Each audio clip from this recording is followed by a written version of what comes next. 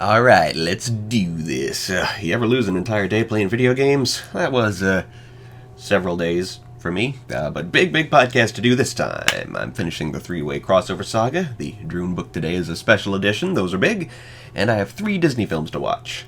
Well, 2. The third's more of a short film, so it's not all bad, but boy am I tired. Okay, last 9 chapters of Moon, Sun, and Stars, meaning the last 9 chapters of the three-way crossover saga.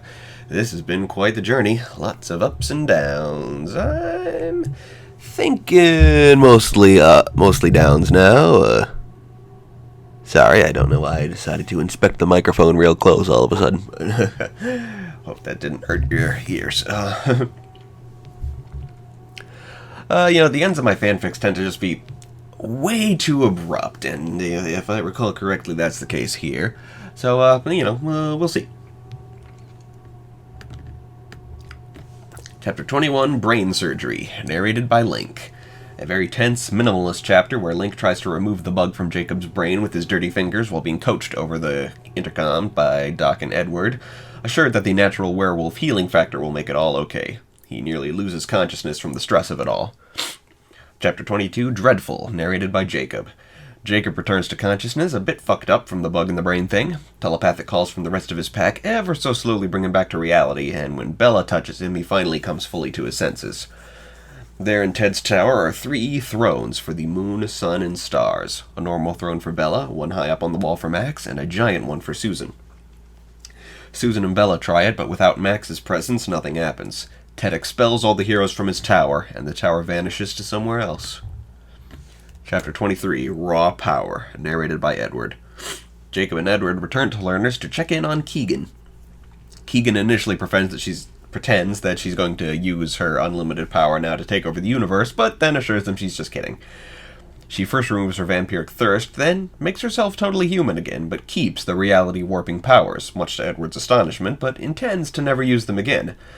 Edward and Jacob are content to leave Keegan to live her own life. Chapter 24, Old Buddies, narrated by Bella. Bella goes to a college campus to meet her old canon friends Ben and Angela, now able to see everyone she had to leave behind when she had to keep the secret about vampires existing. We foreshadow that all of our characters will be featured in People magazine's special edition, Sort of People, an exposé on famous people who are more or less than entirely human. Chapter 25, Practice, narrated by Susan. Susan watches the flock at their band practice. They've gotten a record deal due to their pre-existing fame, and Max doesn't believe they're actually good enough. They perform the song Iris by the Goo Goo Dolls. There's a story there. At the end of, I believe it's the 5th Maximum Ride book, with, this story's continuity being based on the 4th and previous. Max has a few thoughts that reminded me of the lyrics to the song Iris. And that's what led me to name my own Maximum Ride ripoff, Iris. Iris evolved into something a little different from a Maximum Ride ripoff, especially after the barbarian fiction aesthetic was added, and, right now, I'm not sure it'll happen, Iris. I've got other story ideas on me mind. But, maybe someday. Chapter 26, Sort of People, narrated by Rosalie. So the family are at the offices of People magazine being interviewed for the Sort of People issue, and after a few little snippets of interviews, we learn that Ted is being interviewed as well. Bella challenges Ted to a final confrontation, and he agrees. They'll meet at Isle Esme at noon tomorrow, where the family's union began. And now it will end. Chapter 27, Siege, narrated by Dr. Cockroach. There's a battle. It's boring and it sucks. But Ted is defeated, and Max, Susan, and Bella take up the thrones, becoming the Moon, Sun, and Stars. Not in that order. Chapter 28, Fulfillment, narrated by Max. Our finale takes place at Albert and Felicia's wedding. Max and everyone she loves are immortal now, thanks to her being the sun. Keegan declines the offer of immortality. She and Niles want to grow old and die, eventually. Max is pregnant. Okay, I'll talk about that more in my next story, which is purely a Maximum Ride story, and the voice tells her she has another mission in Japan. Life is not over just because she's an immortal goddess. There are no happy endings because nothing ends. Chapter 29, Epilogue, narrated by Fallen. 7,000 years later, Fallen returns to Earth as promised. The reign of the Moon, Sun, and Stars has been peaceful, but Fallen doesn't care. He aims his weapons from a distance and prepares to destroy Earth, but his sister, Solar, appears and begs him to stop. We learn why Fallen hates unnatural creatures. He is one himself, and once he's cleansed the galaxy of unnatural life, he will take his own. Solar got over their origins a million years ago and begs Fallen to remember the games they used to play. This sways him, and they chase each other playfully through the stars. Well, that ended way too quickly. The final showdown was only one chapter, but otherwise not bad. That ending with Fallen and Solar, that definitely has to happen in Iris, but like way before the ending of the story, something to turn Fallen and Solar into a recurring cosmic force, like in Animorphs. I'll give my final thoughts on the three-way crossover saga as a whole in the next episode. Secrets of Droon, Special Edition 5, Moon Magic. Okay, just for the record, this book is the reason this podcast took so long after I got done with video games. I got the other segments done ages ago. The Droon segment is always the hardest part, and special editions are the hardest of all. It's more chapters to read and more pictures to take. I mean, not by very much, but when you suffer executive dysfunction the way I do, it's just hard to get around to that part. But they're usually special editions for a reason. That reason being, they're awesome.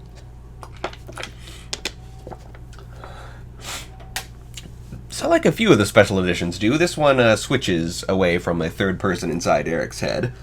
Eric and Kia get half the story, and Julie and Neil get half the story, and we get inside all four of their heads at different points.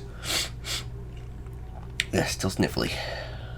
Might always be sniffly from now on, I don't know. So let's see. Cover? That looks more like the sun than the moon. And inside cover, turns out it's a big Gethwing fireball. Let's go. Chapter 1, Wayfarer Zal. We pick up where we left off, as Salamandra casts Gethwing and the four kids into the Portal of Ages. Eric finds himself in a dank swamp with Kia, and the pair of them hide when Gethwing flies overhead. They're in no part of Droon Kia recognizes, and they head toward the only hint they have, a blue flame burning on a faraway mountaintop. Chapter 2, The Magical Grove of Magic. Julie and Neil find themselves in a magical glade somewhere. They follow the smell of baked apples to a magical forge where they realize the moon medallion is being constructed, meaning they're in the upper world, 500 years in the past. Sure enough, they soon come across Zara and a young Galen and Uruk. Uruk describes a shadowless figure that's pursuing them, and Neil and Julie realize it must be Saba, that this must be the day Ko learned that Zara exists. As Saba approaches, they prepare to defend themselves. Chapter 3, To the Blue Flame. Eric and Kia creep toward, the blue flame. Title of the chapter. Always watched by the ever-present Gethwing, they find themselves in a circle of stones, where someone has been making jewelry. Kia wonders if they're in Droon's underworld, a land uninhabited except, recently from their perspective, by Spar. They wonder if they're in the future, in a time when Spar has finally finished his piece of the moon medallion, and sure enough, they come upon an elderly Spar and Kem. He tells them he's been alone in the underworld for 50 years. Gethwing approaches, and Spar arms himself with a sword in preparation. Chapter 4, The Moon and the Smoke. Julie, Neil, and the three wizards fight off Saba, but know the Phantom is indomitable and will be back soon. Zara demands information, and Julie and Neil offer as much information as they feel they safely can without disrupting the space-time continuum. Zara gathers from their lies of omission that she is dead in their current time, and admits that she has long thought about constructing a vessel for her power when she is gone. She crafts the moon medallion, but Julie and Neil realize that she won't get the idea to make pieces for each of her three sons unless they give her the idea. So they do, but ask her to take credit for it. Saba returns, and after a brief but epic-level battle, a wing snake vanishes with baby Spar. Chapter 5, Burned by Silver Fire. Meanwhile, in the future, the Elder Spar, Kem, and Eric and Kia force Gethwing to retreat, so we can get back to Spar's creation, the Twilight Star, the fourth and final piece of the moon medallion. Gethwing returns, and there's a battle for the star, concluding with Spar trapped under tons of rubble, while Eric charges at Gethwing with one of Spar's swords. Chapter 6, Hand to Hand. Eric holds off Gethwing long enough for Spar, Kia, and Kem to come to his rescue.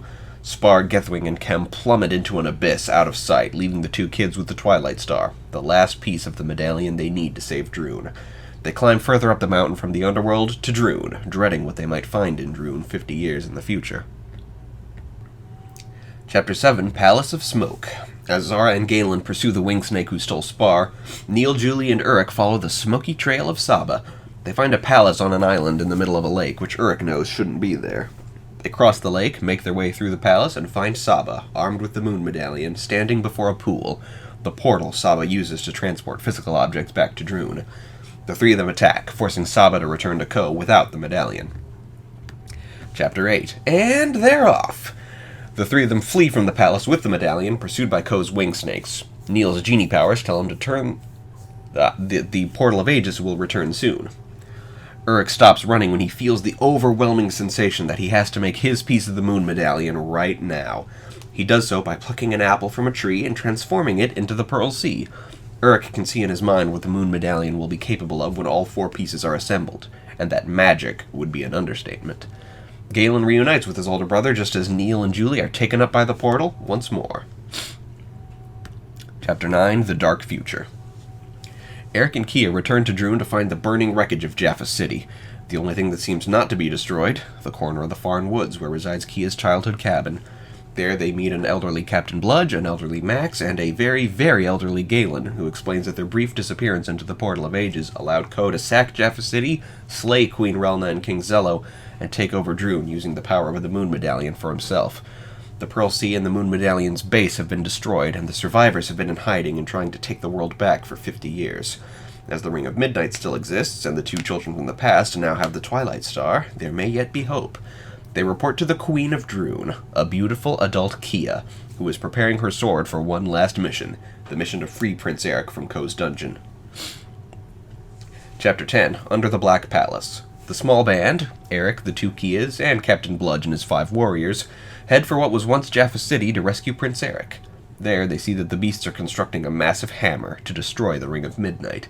The Nins hang back to battle beasts, while the 2 Kias vanish deeper into the palace, leaving Eric alone, bearing a torch. Salamandra briefly appears before him, takes the torch from him because, surprisingly, it's actually her staff, and vanishes. Eric finds Prince Eric. To his surprise, despite the 50-year time jump, Prince Eric is a very young-looking adult, aging very gracefully just as the Drumar wizards and Sons of Zara do. The 2 Kias and 2 Erics go to the castle courtyard, where Ko is preparing the hammer to smash the Ring of Midnight. Young Eric finds that, following his encounter with Salamandra, his powers have returned, and he uses them in conjunction with the Twilight Star to save the ring. Having both pieces, the Portal of Ages returns and whisks young Eric and Kia back to their present, leaving this timeline to hopefully disappear. Chapter 11, The Magic of the Moon. Eric, Kia, Neil, and Julie emerge from the Portal of Ages together at the gates of Jaffa City, all 4 pieces of the medallion in hand, uniting with Galen, Max, Zello, Relna, and even Salamandra as Ko's army marches ever closer. Galen assembles the Moon Medallion, and as the moon emerges from behind the clouds, Galen performs a great miracle, hiding Jaffa City from view and creating an exact duplicate of the city somewhere else. Ko falls for the deception and attacks the fake city. Chapter 12, A Very Good Thing. Our heroes send the beasts running, each of the 4 kids being like an army unto themselves. Ko and his beasts make it to the fake city, springing Galen's trap. The fake city dissolves, and Ko's army plummets into the lake and are blasted away by an underground geyser. Salamandra returns the pieces to the medallion where they came from. The base, the Pearl Sea, and the Ring of Midnight are all hurled into the past to start their journey, and reappear in Galen's hand instantly. The Twilight Star is sent back into the future, and the elderly Spar uses it to come to the present. Seeing him in daylight for the first time, Eric realizes that old Spar is blind. Some inexorable force calls Spar to the north, and he makes his way there on foot, guided by Kem, refusing help from Eric or Galen or anybody. Galen reassembles the medallion again, and wonders if his family will ever be together again as the medallion is. Eric thanks Salamandra for restoring his powers, and she again tells him that strange word, Reki Urset. Everyone returns home, this adventure over. Moon Magic. People, this book was insane. Sorcerer is probably the most emotional story in Droon, but this is one of the more awesome ones. I love future Eric and Kia, I love Shadowface in the Underworld, and Neil and Julie's half isn't as great, but it's pretty damn awesome to see Zara, Eric, and Galen Nobeard in their respective primes, and the lore around the 4 pieces of the medallion is really great. 2 very significant guest stars appear in this episode, the future versions of Kia and Eric. For Queen Kia, I'm going to cast Taylor Swift, because I had an association in my head of Kia to my sister Zia, and she was big into Taylor Swift when she was a bit younger. Might still be, I don't know, haven't heard much about her, but for Prince Eric, Elijah Wood, because, you know, Daniel Radcliffe type, and Elijah Wood has already lent his voice to a Rooster Teeth property, so maybe they could get him again. As for old Spar, I called him Shadowface a moment ago, even though Shadowface in the series refers specifically to the evil elderly half of Spar, who only appears in 1 book. For convenience's sake, I'd also call this version of Elderly Spar Shadowface, at least in the end credits, and cast Doug Jones in the role once again. It is the year 1990 today in Keys and Kingdoms. 3 films I want to look at today, those being DuckTales the movie, The Prince and the Pauper, and The Rescuers Down Under. Bit underwhelming for a Renaissance year, but not too bad. So, DuckTales the movie, Treasure of the Lost Lamp. The film of the series for the original DuckTales. I originally decided I wouldn't be watching DuckTales. I've changed my mind and I'm adding the classic series to my postscript inspirations, but I definitely knew from the get-go that I'd be seeing the movie. Because the movie's fun. Yeah, I've seen it before. And, I would get a glimpse of that classic Disney universe, if not the rest of it. Even though now I will, in fact, be seeing the rest of it. So our animation quality is lower than Little Mermaid, but probably more impressive than what you get in DuckTales the show. There's good acting and shading in the animation that I assume weren't in the show's budget. We open on a classic scene we've seen many times. Terry McGovern's classic incompetent sidekick Launchpad McQuack flying his plane very poorly in service of Scrooge McDuck, played again by Alan Young, who was accompanied by his 3 grandnephews Huey, Dewey, and Louie, and their friend Webby, all 4 played by Russi Taylor. I always thought Webby was like some cousin to Huey, Dewey, and Louie. I don't know when I learned that her actual relation to the cast is that she's Mrs. Beakley's granddaughter, only that I found out after I wrote a Kingdom Hearts fanfic that consistently called her Donald's niece. I swear I did my research beforehand, but obviously I did so poorly. She does refer to Scrooge as Uncle Scrooge 4 minutes into the film, so I guess my confusion wasn't entirely misplaced, but she is not a member of the Duck family. So Scrooge is financing an archaeological dig in the Middle East to find some treasure. Whole thing run by overly stereotyped Middle Eastern dogs, most prominently the sneak thief Dijon, played by Richard Libertini, a character who's made people pretty uncomfortable in the years since the film's release. 1990 was like the last year you could present an ethnic character as 100% stereotype. Probably not the last year people did so, but the last year anyone thought it was acceptable. Dijon reports Scrooge's find of a treasure map to his boss, Murloc the Wizard, played by Christopher Lloyd. Murloc is awesome. Dijon, on the other hand, sucks. I thought going in, I'm sure people were just overacting to this character, but no, he's seriously terrible. They ride on camels into the desert. Huey, Dewey, and Louie riding on one with 3 humps. That's a nice visual gag. I like Huey, Dewey, and Louie, but they're very vanilla characters. There's not much to them. There really doesn't need to be 3 of them. They're basically one character. But apparently the current reboot made an effort to distinguish the trio, albeit it made the misstep a lot of modern cartoons make of casting grown men in the roles of young boys. I don't like that current trend. Just doesn't sound right. So they find the lost pyramid of Kali Baba, full of pressure plate booby traps, which the trio navigate with their junior woodchuck guidebook and their bag of marbles, their classic accoutrement. I like the dungeon template this journey provides so far. I like Scrooge's characterization in this series. He uses his billions to go on adventures and find more treasures. At least that's doing something with billions, unlike any given real-life billionaire. Hashtag tax the rich. Nobody needs $1 billion for any reason. So they find the treasure of Kali Baba, including a brass oil lamp of the sort more often associated with genies than with actually lighting the way with oil, if you know what I mean.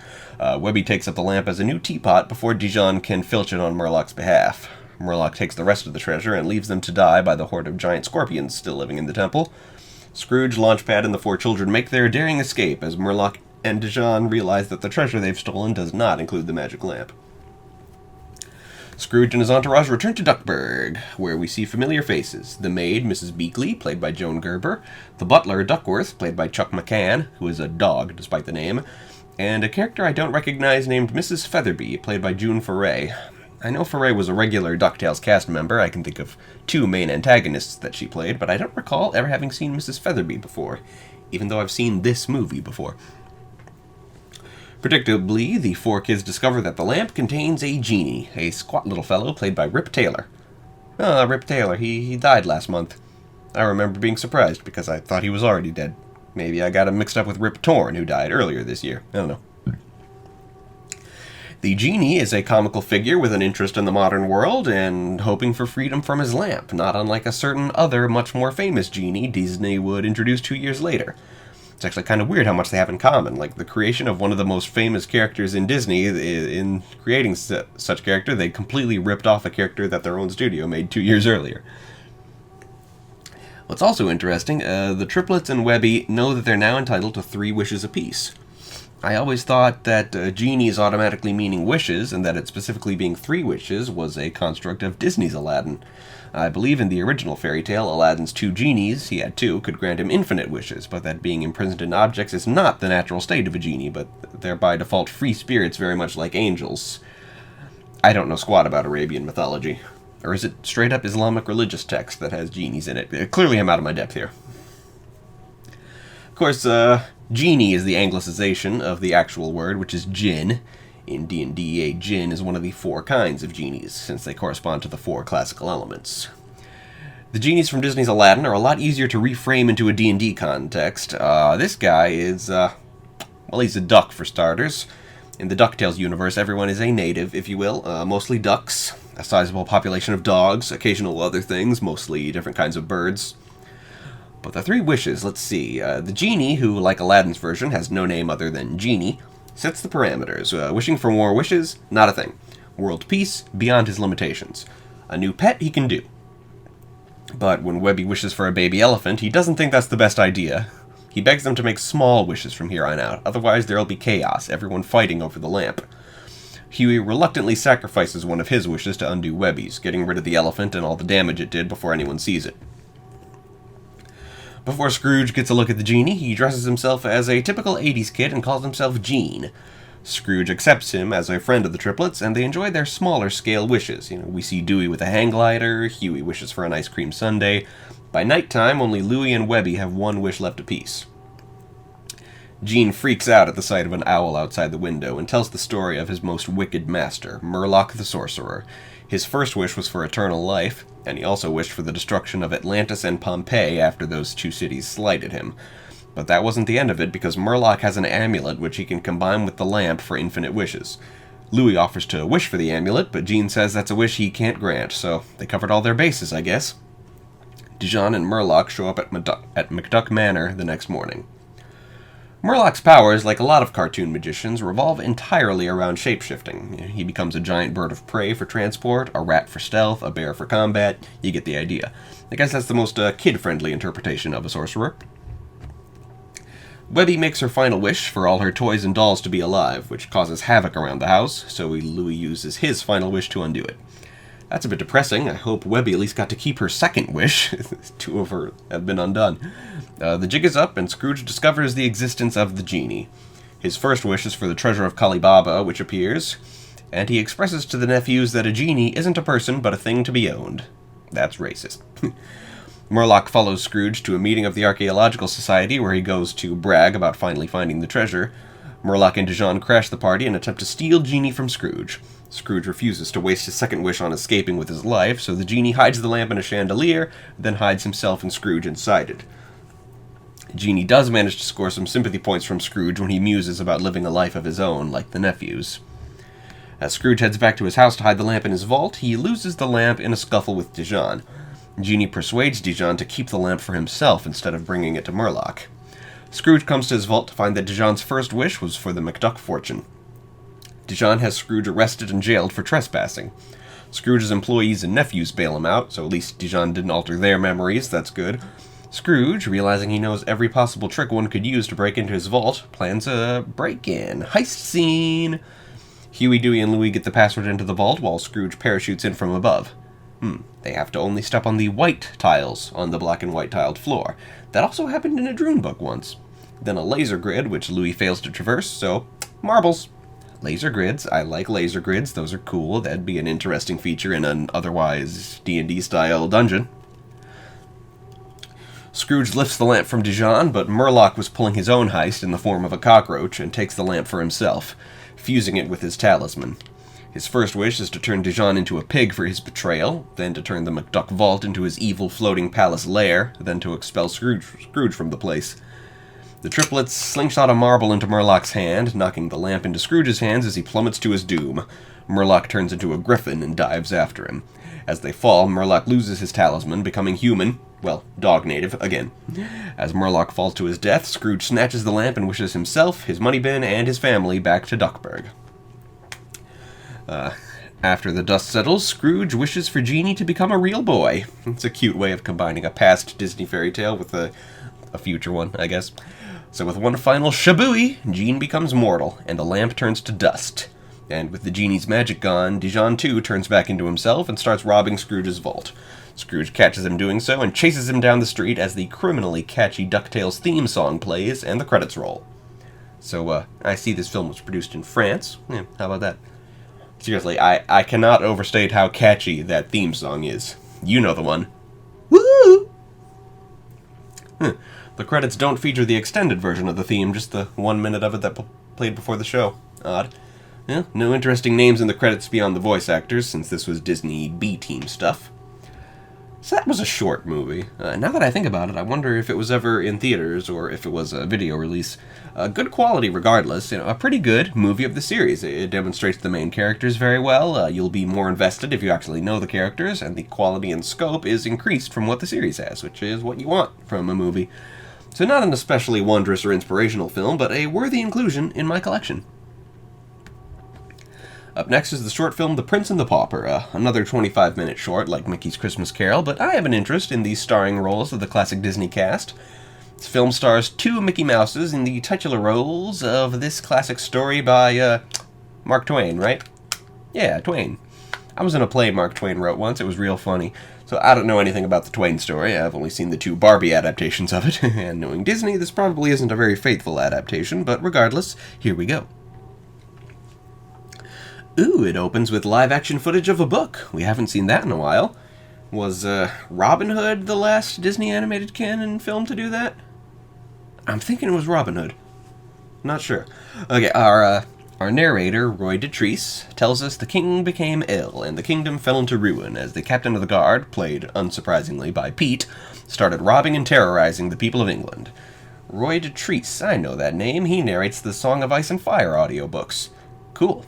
Not going to see that kind of carnage in this film, I assume, but it's kind of what Keys and Kingdoms is about. It's about bringing, darkness and violence and sexuality you see in high fantasy like Game of Thrones, and bring that to a Disney universe. Adult themes in general. Not necessarily R-rated themes, just adult themes. Yeah.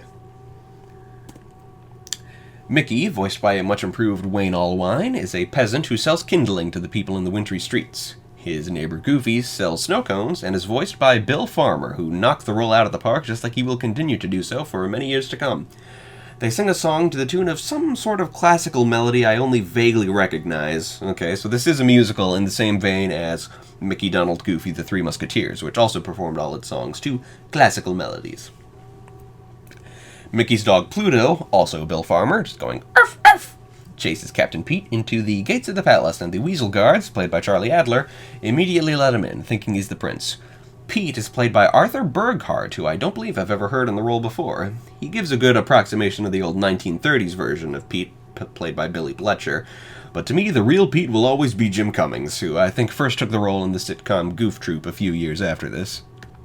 The prince is also played by Mickey/Allwine, and his tutor is Horace Horsecollar, also played by Bill Farmer. I think this might be Horace's first speaking part ever. I know Walt Disney voiced him in one old cartoon and Billy Bletcher in another, but he may have just made horse noises in those. If that's the case, Bill Farmer remains Horace's only real voice actor. Not that making horse noises isn't voice acting. It is. Horace is very out of character in this appearance, being a snooty mid-Atlantic professor type, while he'd later be characterized as a scatterbrained southern drawling techie. The prince doesn't much like being tutored and would rather be out frolicking with the children, but he gets his yucks by messing with his personal assistant, Tony Anselmo's Donald. Is this the first I'm hearing of Anselmo's Donald in this collection? No, he was also in Roger Rabbit, that's right. Oh my god, Wayne Allwine plays the prince with a hint of an English accent. English Mickey, that's the greatest thing I've heard all day. The peasant Mickey, recognized as not being the prince, is brought before the prince, and the two look at each other and realize they're miraculously identical. I assume this is unexplained in the original Twain story. It's rather inexplicable. The prince wants to take Mickey's place so he can have some freedom out in the streets, and Mickey is reluctant but likes food and shelter, so doesn't object too strongly. Mickey nervously hopes the prince will be back soon. Pluto immediately realizes that the prince isn't Mickey, but Goofy is fooled and thinks Mickey is just messing with him. If by this point you're still questioning why Goofy acts human but Pluto acts like a dog, you clearly haven't been paying attention. Goofy is a native, Pluto is an actual dog. Horace and Donald walk Mickey through the prince's daily royal duties while the prince messes around in the streets. After a while, the prince discovers that the guards are stealing from the people. Namely, he comes upon some weasels robbing Clarabelle Cow, who's played by Elvia Allman, the same actress who played the role back in the 30s. That's frickin' awesome. And that the people are going hungry at the hands of Pete. He shows off his signet ring to prove he's the prince, and forces a food wagon driver to surrender his inventory to the people. The weasels show up to arrest the prince for impersonating, well, himself, but the grateful citizens help him escape. Ooh, fun note I just remembered about natives, which I don't think I've ever mentioned or written down as canon. Most of them should have 5 fingers on each hand, but some will have 4-fingered hands like Disney cartoon characters if they resemble an animal that doesn't have fingers or toes. So if your native is a horse, or a snake, or a whale, they have 8 fingers. Just remember that rule. Anyway, Pete, having noticed the resemblance between the prince and the pauper, realizes that the peasant Mickey out in the streets must be the real prince, and decides not to let him come back alive. Meanwhile, the ill king, played by Frank Welker, wishes to see his son, so Mickey nervously goes before him. He tries to explain that he's not the real prince, but he doesn't get the chance. The king begs Mickey to rule justly and fairly, and Mickey promises to do so. We never see the king, just his hand in shadow. I guess they didn't want to design a character who'd have to play the role of Mickey's father. The king passes away, and Pete tells Mickey that he will hereafter be a puppet king, doing everything that he, Pete, tells him to. The real new king, hiding out at Goofy's home, learns of his father's passing and is devastated, but resolves to take the throne and right the wrongs he's seen out in the streets. Goofy realizes his friend really is the prince in disguise and pledges his service. I just realized, with Bill Farmer finally becoming the permanent Goofy, this is the first time we're seeing Allwine and Selmo and Farmer all together as the voices of the 3 Disney boys. And so they'd remain for just shy of 2 decades, until Allwine's death 11 years ago now, while Tony and Bill remain in the roles to this day. I don't know if they've forged an emotional bond with either of the 2 actors who've played Mickey since Wayne died. I personally haven't, but I don't work with the guys. And Goofy does the Goofy holler, and Pete turns up to lock the real prince in the dungeon with Donald, planning to execute the prince after the pauper is crowned. The trumpeters at the coronation? Humans! That made me do a big double take. There are humans in this movie? The executioner approaches, but turns out to be Goofy in disguise, and he springs them. Mickey tries to halt his own coronation, realizing that if he's the prince, he might as well have Captain Pete arrested. Unfortunately, the guards are on Pete's side, and Pete reveals Mickey as an imposter. Fortunately, the real prince shows up, and we get a swashbuckling sword fight. The real king is crowned, and with the help of Mickey, Donald, and Goofy, he rules justly and fairly, or whatever. So that was fun. These characters may have made their big comeback a few years earlier when they did A Christmas Carol, but these seem to be the debut of their modern incarnation and all the heart, comedy, and action these beloved characters are known for, helped by all 3 now having their modern voice actors. Credits, nothing especially notable, a few vaguely familiar names. Tony Anselmo is still an animator, as well as the voice of Donald. I believe he will remain so right up until they shut down the 2D department in 2004. And there was only one song at the beginning and sort of a reprise at the end, so it wasn't quite the Three Musketeers-esque musical I was expecting, but a charming Twain fairy tale. And finally, The Rescuers Down Under. Often erroneously included among the many cheapquels Disney made throughout the 90s and aughts, but this is far from a cheapquel. Not only was it in theaters, but it was the first completely digital film ever produced. No ink and paint department. And this was 4 years before Disney started making cheapquels. This one had a real budget. Seems kind of odd that of all the Disney features to get a real-ass sequel, it would be The Rescuers, but hey, whatever floats their boat. I'm pretty sure this movie is pretty good. Let's find out. We open in some dazzling Australian scenery full of dazzlingly animated bugs. Oh boy, this is impressive. My god, the camera work, the CGI, this is incredible. Now that's how you open a movie. Our role of Penny for the evening will be played by Cody, a suspiciously not Australian-sounding kid who helps out the local wildlife, which, as we know from the original film, kids can just talk to like Penny did to Rufus. We see kookaburras, an echidna, wombats, all the charismatic Australian wildlife. Cody rides to the rescue on the back of a kangaroo. Are kangaroos large enough to ride? Maybe for a kid. They're about deer-sized, right? Maybe smaller. Maybe dwarves can ride kangaroos. Sounds like an awfully bumpy ride, though. Cody climbs a sheer cliff to the rescue of Marahute, a giant golden eagle. And not a golden eagle as in the species, she's actually golden. He frees her from a poacher's snare, and she rewards him with a ride around on her back. The animation in this film is insane! Why did they put all this work into a Rescuers sequel? Playing it safe with an established property before experimenting with a new one, I guess. Beauty and the Beast comes after this one. Little Mermaid may have started the Renaissance, but Beauty and the Beast is the most iconically Renaissance-y film of the era. But, my gosh, the world had never seen animation like this before The Rescuers Down Under. What a wonder. I guess it's largely forgotten because, well, it's a sequel to a film that was rather forgettable to start with. But man, it's underappreciated. After the ride, Marahute, who doesn't talk unlike the other animals, but can clearly understand every word Cody says, shows Cody her 3 eggs. They have giant eagles in D&D 5e, and they're mildly magical. They can talk, but not in English, and they're good-hearted counterparts to the neutral giant owls and the evil giant vultures. Cody starts his trek home with one of Marahute's golden shed feathers as a souvenir. As he does so, he comes upon a mouse tied to a bell as bait in a trap. He tries to free the mouse, but springs the trap, ending up in a high-tech Burmese tiger pit. The mouse runs for help, and Cody meets McLeach, played by George C. Scott, the big-rig riding poacher and our antagonist for the evening. He tries to pass the trap off as not for poaching, but Cody isn't convinced. Cody gets in a scuffle with McLeach's pet monitor lizard, Joanna, played by Frank Welker, and we see early on the murderous side of McLeach as he threatens to shoot Joanna with his double-barreled shotgun, and Joanna seems to think he'll really do it.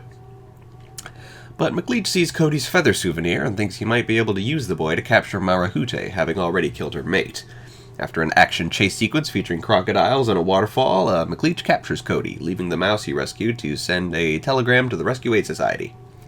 The signal is relayed by various RAS mice until it reaches NYC, which is depicted with really bad CGI for a few shots. Yeah, not every shot can be a winner. The RAS convenes, and its chairman, who I believe is played by the same actor as in the original film, that's a nice touch. The chairman immediately assigns Bernard and Miss Bianca to the case, being the agency's best. The pair of them are currently at dinner, and we finally see our main characters 18 minutes into the film. That's usually how long it takes the monster to show up in a monster movie, not how long it takes to meet the protagonists. I guess when you're doing a sequel to a movie that came out 13 years earlier, you might as well show off the new animation techniques a bit first before getting to the main cast. Bernard is once again played by Bob Newhart and Bianca by Eva Gabor, and their character design has been updated. They have much more expressive eyes now, and Bernard has 5-fingered hands in the shot I'm looking at as I type this, but that wasn't consistent in the first movie, and I forgot to pay attention for the rest of this one. We see very early on that Bernard is hoping to propose to Bianca, but his shyness and their circumstances keep on preventing him, and that's a running gag that'll keep going for the whole movie. I don't much like a sequel that relies on a running gag to keep a character involved, but this is a pretty important plot-related running gag, so it works out. They go once again to Albatross Air now. Orville's voice actor died in the intervening 13 years, so they replace him with his identical brother Wilbur, played by John Candy. John Candy is awesome, though I find the comedy of this character to be a bit forced. John Candy does it well, it's just not the best written. Joe Ranft, incidentally, is one of our screenwriters. I had no idea he had so much involvement with Disney before Pixar became a big thing. We briefly cut back to McLeach and Cody, and McLeach sings a very graphic parody of Home on the Range, and that's Frank Welker singing instead of George C. Scott. Scott can't even sing Home on the Range. So Orville, with significant help from a real airplane, takes them to Sydney, and from there to Mugwump Flats. Where the heck is that? The Outback, I suppose. Did I say Orville? I meant Wilbur, I think.